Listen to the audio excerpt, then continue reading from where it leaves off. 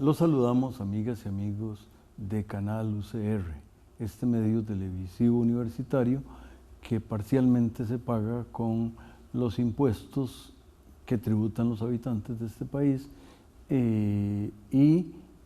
hoy volvemos a tener el privilegio de escuchar la visión lúcida y clara de José Rafael Brenes, con quien hablaremos una vez que el canal nos invite a hacerlo.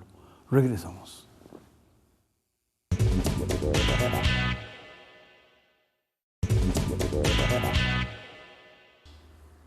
Les habíamos anunciado, amigas y amigas, que don José Rafael nos va a acompañar, pero no dije de qué va a hablar.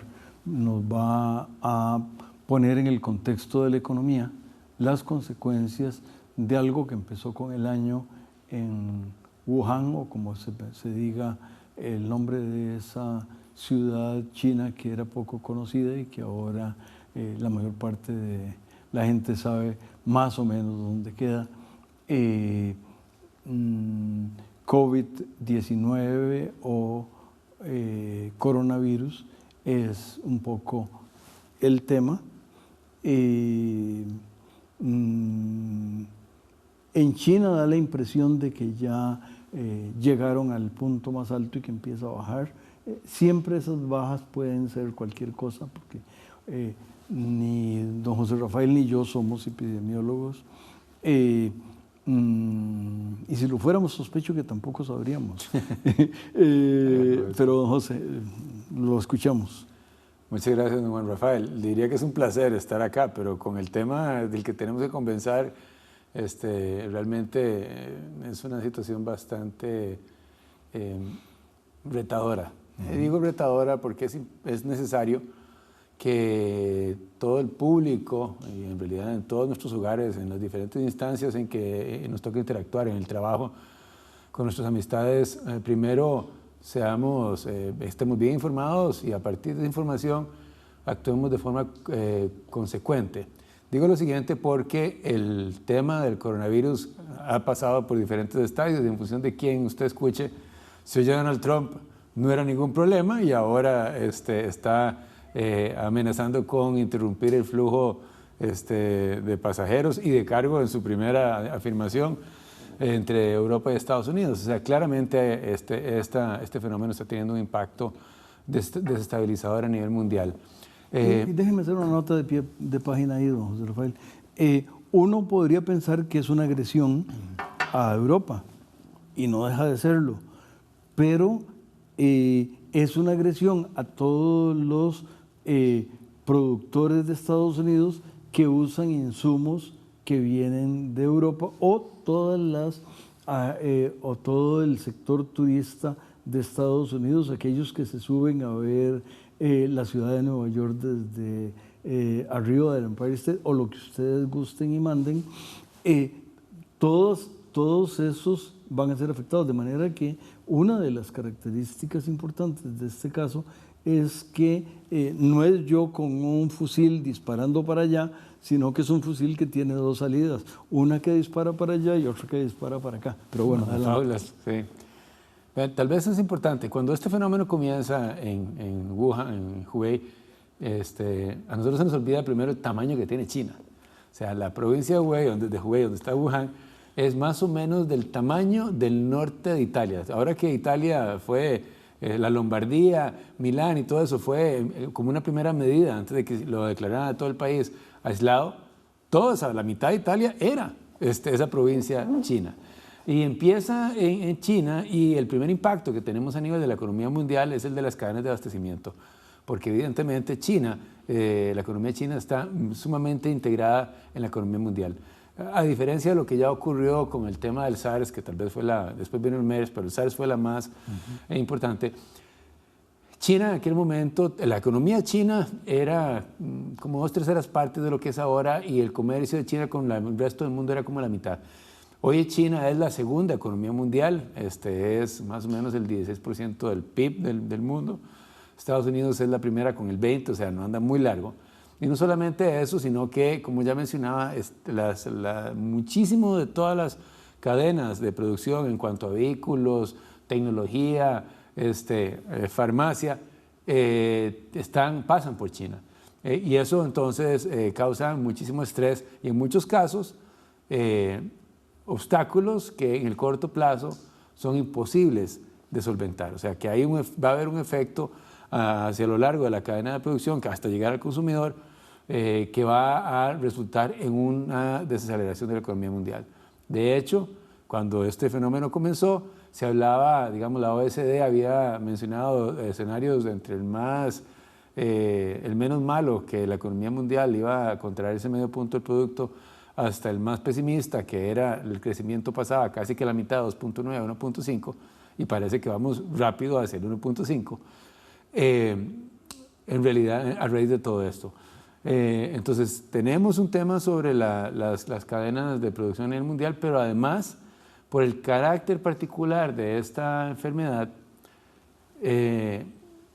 que tiene un periodo de incubación largo, ha generado una incapacidad o ha generado una respuesta, sobre todo en Occidente, bastante ambivalente, que está ocasionando efectos muy importantes sobre todos los sectores productivos. Lo primero que fue afectado fueron las industrias relacionadas con el comercio internacional, viajes, turismos, a partir de ahí servicios, pero ya el efecto ahora es total. Cuando tenemos una economía como la italiana, a donde mandan a cerrar todos los negocios, con excepción de los servicios esenciales, que en este caso eran bancos, hospitales y farmacias y supermercados, me parece. Bueno, está bien, pero ¿cómo se come eso? Porque igual hay que tener todos los servicios de abodegaje, todas las cadenas de frío, o sea, todo está cerrado al público, pero igual mucha gente tiene que efectivamente desplazarse y lo hace en un ambiente de mucha incertidumbre y de mucho miedo. Yo trabajo en la Bolsa Nacional de Valores, nosotros somos una empresa total de servicios y de hecho en estos 2 días hemos estado operando en forma remota, a través de teletrabajo, sin ningún impacto, porque nosotros no tenemos bienes físicos que intercambiar, pero todo lo que comemos, la ropa que nos ponemos, los desinfectantes que se están agotando, el papel higiénico, que yo no entiendo de dónde viene ese trauma, requieren una cadena de transporte y de desplazamiento físico que también están siendo impactados por todas estas medidas que están tomando. Entonces, este efecto va a manifestarse, como mencionaba, en los escenarios menos, tal vez más pesimistas de las estimaciones iniciales. Ahora, ¿qué efecto está eso, digamos, en la economía real? ¿Qué efecto está teniendo esto sobre los sistemas financieros? Hoy lo vimos. Bueno, esta semana lo hemos estado viendo. Los índices accionarios de Estados Unidos, que son un proxy, digamos, de la salud de las compañías que están listadas en los mercados financieros internacionales y en realidad en la actividad financiera, después de 11 años de tener un mercado en expansión, finalmente tienen un mercado en contracción. Eso fue la más larga, ha sido la trayectoria más larga expansiva en toda la historia de los mercados accionarios internacionales. Eso terminó esta semana del 10 de marzo y es más, hemos tenido el peor día, se experimentó el peor día desde el crash de 1987, donde el índice de Dow Jones cayó 9.9%, casi un 10%, 2 veces, o sea, se interrumpieron las transacciones. ¿Cuál ha sido la respuesta entonces ante este debacle donde tanto la economía real como la economía del sector financiero se están viendo afectadas? ¿Cuál ha sido la respuesta política de los diferentes gobiernos? Tal vez lo primero a llamar la atención es que ha sido una respuesta no coordinada. Y eso es una cosa realmente espeluznante porque para poder generar, esto es un fenómeno mundial que no puede ser atendido a nivel local. Aquí el cuento de Act Globally, Think Locally, ¿verdad? Aquí es globally, think globally, ¿verdad? Es el act local y después hay medidas que se pasan a la parte local. Pero el Estados Unidos, con la coyuntura política que está pasando, al principio inclusive se señalaba que eso era un ardid de los demócratas para que Trump perdiera las elecciones o la ignorancia. A pesar de eso, la Reserva Federal trató de hacer algo a través de un estímulo monetario. Los mercados lo consideraron insuficiente y además todo el mundo dijo, más plata en un entorno de liquidez no ayuda mucho y tampoco va a curarme a mí del coronavirus, ¿verdad? Entonces, hay un tema. Luego, a partir de ahí, y conforme... Perdón, y tal vez ahí, don José, enfatizo algo que usted acaba de decir, el tema de coordinación, incluso, porque la coordinación puede ser entre países y puede ser entre sectores. Se reúne los gobernadores de la Reserva y toman una decisión inesperada, es decir, no se reúnen en el día que tocaba, sino previo, toman una decisión fuerte, pero bueno, ¿con quién hablaron? Y además, este es un caso donde hay un tema de sistemas de salud, hay un tema de aspectos financieros, hay un tema de economía real, y eso no se... Tatica Dios no se encarga de coordinar eso. Bueno, de hecho, las autoridades, vamos a ver, ante un shock, y este es un shock sobre la economía, casi que uno podría decir del lado de la oferta y del lado de la demanda, ¿verdad?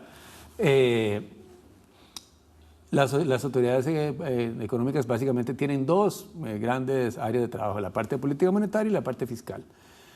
Y para que esto funcione no solamente tiene que haber coordinación, digamos, de política monetaria a nivel mundial para que no ocurra lo que está ocurriendo ahora, que Estados Unidos bajó las tasas de interés primero, entonces ahora el euro está apreciando, lo cual pone en condiciones de mayor rigidez la economía europea en un momento en que ellos también tienen que ver cómo hacen para hacer una flexibilización de la política monetaria. Entonces ahora el Banco Central Europeo acaba de anunciar que está bajando tasas de interés, que va a retomar sus proyectos de recompra de activos financieros. O sea, es mucha improvisación y lo que ya Christine Lagarde señaló es, nosotros podemos hacer tanto, pero en realidad es fundamental que se involucre desde ahora la parte de la política fiscal.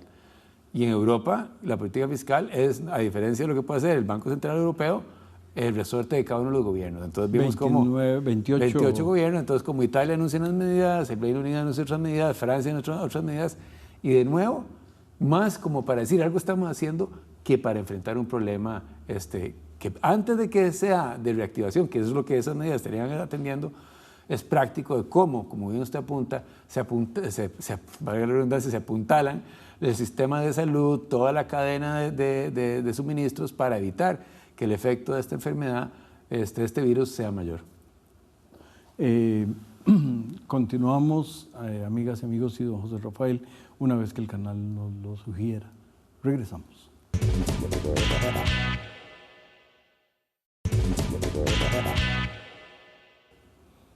Continuamos, amigas y amigas, escuchando y entendiendo lo que está pasando y con el reconocimiento de que lo que va a pasar está bastante en un cuarto oscuro. Sí y no. Ahí desafortunadamente, como el otro día Angela Merkel tuvo la valentía de decirle a los alemanes, el 70% de ustedes se van a enfermar, no importa lo que hagamos. Sí. Y el tema es cuándo. Porque lo que pasó en Italia, vamos a ver, si uno compara, hoy en día, se está muriendo más gente en Italia que en China, a pesar de que Italia tiene 15.000 casos y tiene 80.000. Están en puntos diferentes de la curva epidemiológica, es cierto, pero los chinos, y uno puede ver la respuesta de Hong Kong, la respuesta de Taiwán, ya habían pasado por una enfermedad parecida con el SARS. Entonces saben que esta historia hay dos factores, y esto es algo que dicen los especialistas en epidemiología, no los economistas, que afectan la velocidad con que se distribuye un virus como el COVID-19. Y son básicamente las medidas de higiene, el tema de lavarse las manos es fundamental, y lo que llaman distancia social. y que es lo que los chinos impusieron a patadas, ¿verdad? O sea, es impresionante ver los videos de las personas donde salían de su casa a comprar pan y los metían a garrotazos a la casa porque ese día no le tocaba ir a comprar pan. Y decían, en esta cuadra, hoy le toca a Juan Rafael, mañana le toca a José Rafael, y ahí seguían. Y así de radical fue, y así fue como lograron expandir el contagio. En Hong Kong no se esperaron hacer eso, sino que, y además ahí hay mucho más disciplinados los ciudadanos y mucho más conscientes de sus obligaciones, sino que le dijeron a todo el mundo, se quedan en la casa, y todo el mundo se quedó en la casa, y Hong Kong no tuvo, o no ha tenido todavía, un cuadro de epidemia como lo que se dio en el resto de China. Entonces, el tema aquí es que ahora, en Costa Rica, tenemos el gran reto que tenemos desde el punto de vista práctico es cómo logramos que este contagio se vaya dando a una velocidad que nuestro sistema de salud pueda manejar. Pues ustedes saben aquí que el cuello de botella, al final de cuentas, son el número de respiradores que tenemos. Ya en Italia se está dando el caso de que están totalmente rebasados, y entonces, como en las películas de guerra, tienen que escoger de los dos que están en la sala de cuidados intensivos cuál tiene más probabilidad de vivir. Ya me toqué la cara. ¿Cuál tiene más probabilidad de vivir para darle a él el respirador? Y nosotros no queremos que eso pase. Entonces, sí, y lo menciono porque eso también tiene efectos muy directos sobre el sector real de la economía. Okay, ahora, en ese contexto, ¿qué pueden hacer nuestras autoridades políticas? Tienen el mismo dilema que se plantea a nivel de las autoridades económicas a nivel mundial, con la diferencia de que a nosotros nos toma esto en un momento a donde no tenemos ninguna posibilidad de hacer una política fiscal contracíclica. Estamos acumulando déficits fiscales de más del 5% por ya hace 8 años. El ministro de Hacienda está haciendo malabares para que no llegue la deuda respecto al PIB al 60% y tener que recortar todavía más la inversión pública. Y pensar en que puede aumentar el gasto no es una opción. Cuando ya vimos que esa es la opción, si uno quiere que una vez que pase el tsunami, la tarea de reconstrucción sea más rápida. El Banco Central tiene 600.000 millones de colones sentados ahí, tomando agua, como decía uno, bebiendo agua, y los bancos no lo prestan porque no hay demanda. Entonces, pensar en bajar más tasas de interés cuando no hay demanda de crédito, y además que va a haber demanda de crédito en un contexto donde todo el mundo está preocupado que va a tener trabajo, es bien poco efectivo. Entonces, realmente estamos en una situación difícil. Los sectores en una economía como la nuestra, que a pesar de estar diversificada, tiene algunas estrellas que sobresalen. El caso particular del turismo en servicios es fundamental. Yo la verdad no tengo actualizada la estadística, pero sé que el turismo ya está generando más de 2.200 millones de dólares al año en divisas. Si eso cae a la mitad, ahí sí quiero ver a todos aquellos que estaban diciendo que el tipo de cambio estaba apreciado. Porque entonces, al caerse ese ingreso de divisas, va a haber una depreciación, depreciación del colón y una depreciación del dólar, y vamos a tener otros tipos de cambio alrededor de 600 y pico para arriba.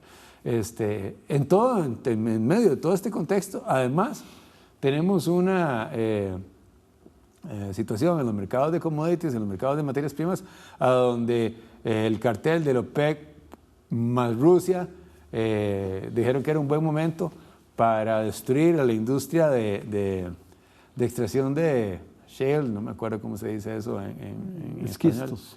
En Estados Unidos, que es una industria de extracción del petróleo que está metido entre unas arenas o unas piedras ahí, que es muy cara de sacar y tiene un precio de equilibrio como de $32 para salir tablas.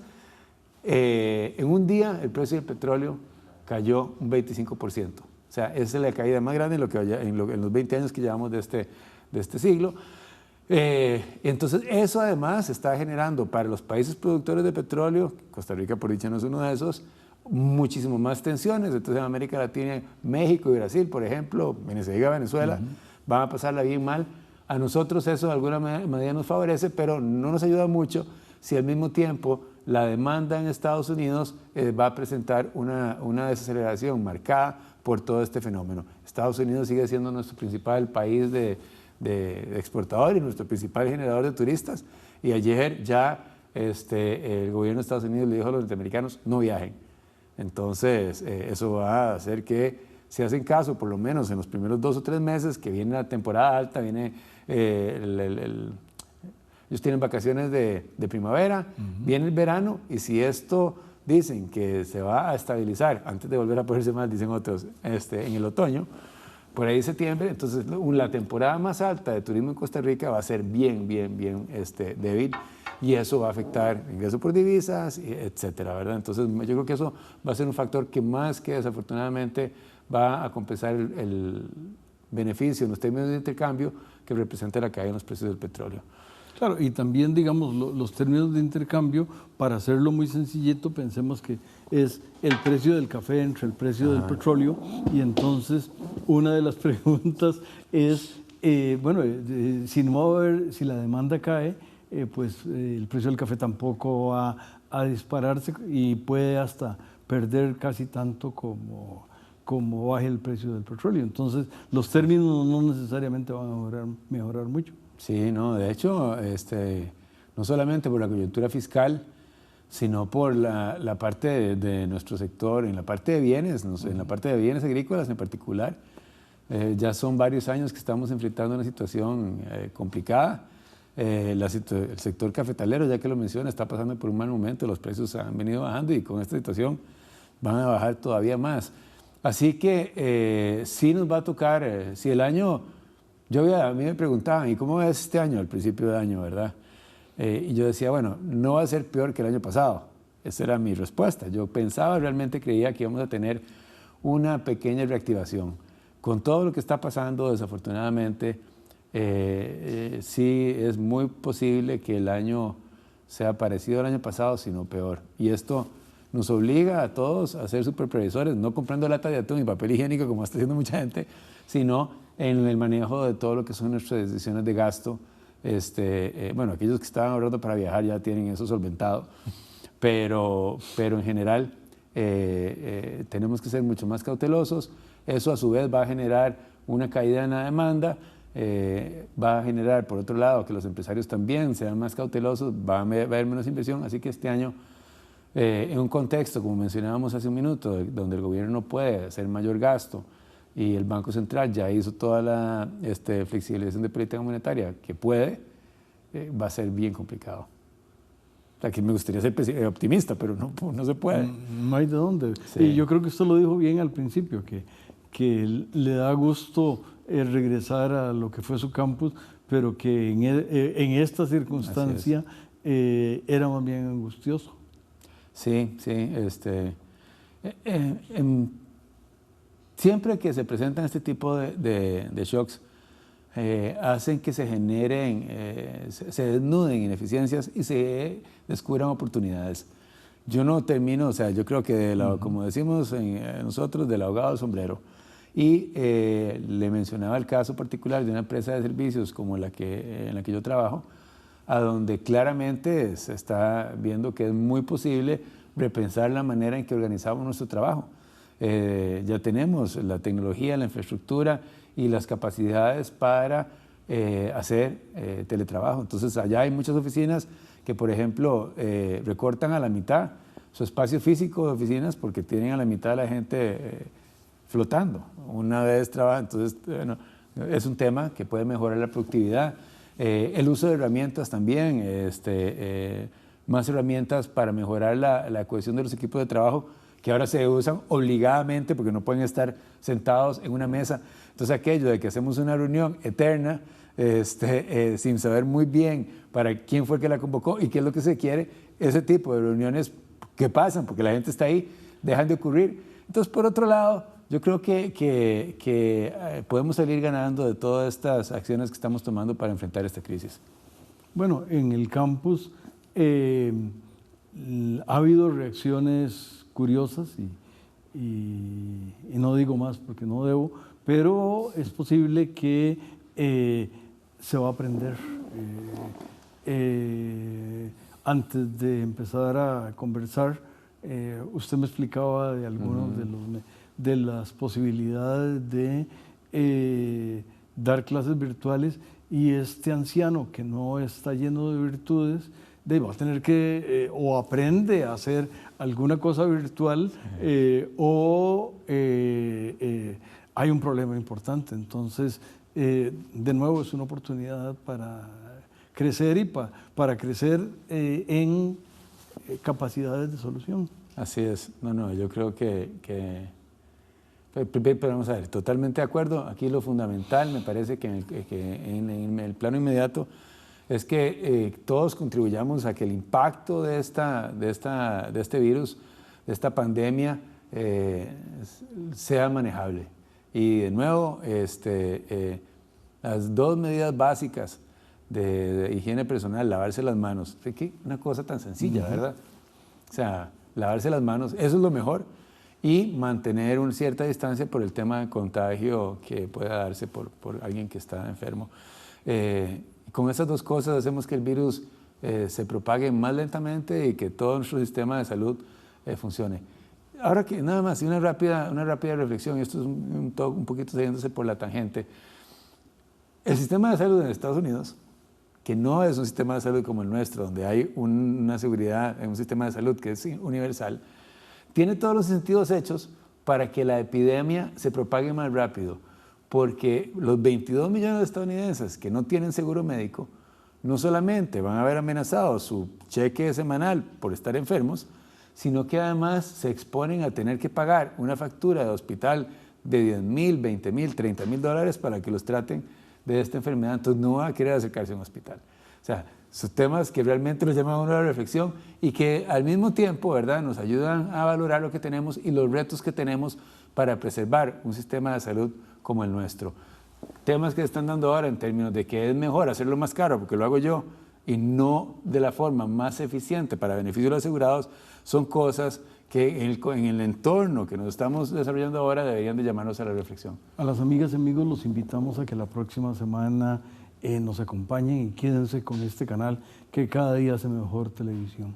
Muchas gracias, don José Rafael. Placer.